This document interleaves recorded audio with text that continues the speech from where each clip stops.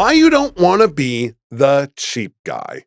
This has been a constant issue in the film and television industry for as long as I can remember, going all the way back to when I was first starting out just getting out of college. There's always someone who thinks they're doing the right thing by charging less. But the truth is, you should never aim to be the cheap guy. If you're working in this business as an editor, a director, a cinematographer, a producer, or any other craft, you need to understand the value of your work. That means knowing the industry standards, union rates, non-union rates, and the general going rate for the level of work you're providing to a client. In almost no other industry do people approach value the same way they sometimes do in film and television creative work. Take something like buying a car. If you walk into two separate Mercedes-Benz dealerships, the price of the same car might vary slightly, maybe a few $100, but it's not going to vary by the thousands because a car has an established market value. Creative work should be treated the exact same way. Just because there's a misconception that it is fun does not mean that you should devalue it. Editing, directing, producing, cinematography. These are all skilled trades. They require experience, training, judgment, and talent. When someone drastically undercuts the market value just to get a job, the only person that really wins is the client. And in the process, you're not just hurting yourself, you're actually hurting the entire industry. There were professionals before you who spent years establishing the value of these crafts. And so when someone comes along and dramatically undervalues them, it doesn't make them more competitive.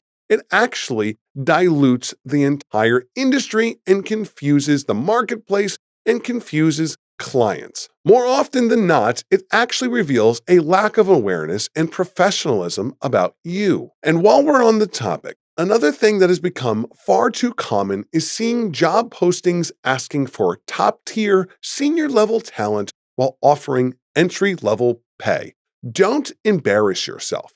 If you're asking for someone with years, sometimes decades of experience, who has developed real expertise in their craft, then you should be prepared to compensate them accordingly. You can't ask for a high-level skilled person with professional judgment and a proven track record of results when offering the kind of rate that someone just starting out in the industry might accept. Recently, I had a conversation that illustrates this perfectly.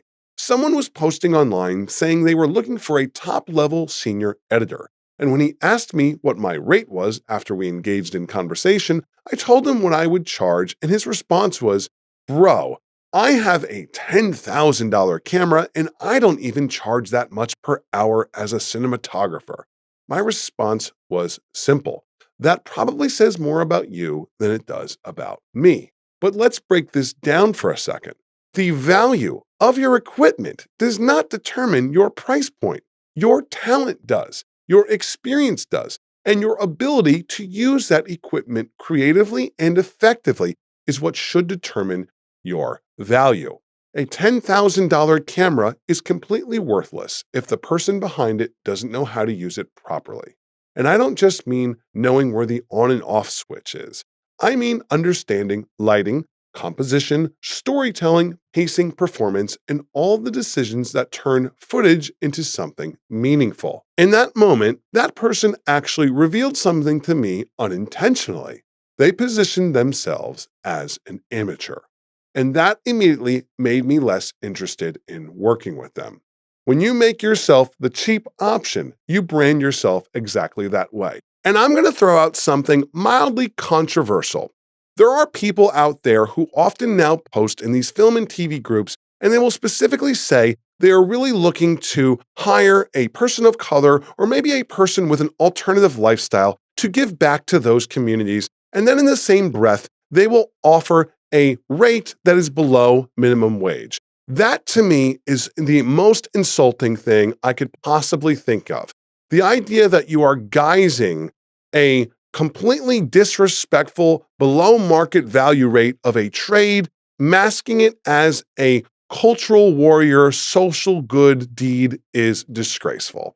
More importantly, when you undercut the market, you're also undercutting other professionals who are trying to charge fair market industry standard rates for the exact same work.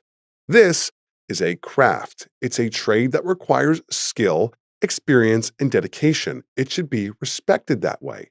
Don't dilute it. Don't turn it into something that gets treated like a disposable service. The goal should not be to be the cheapest person that someone can hire. The goal should be to be someone whose work is valued because you've built that on experience and the reputation to justify it.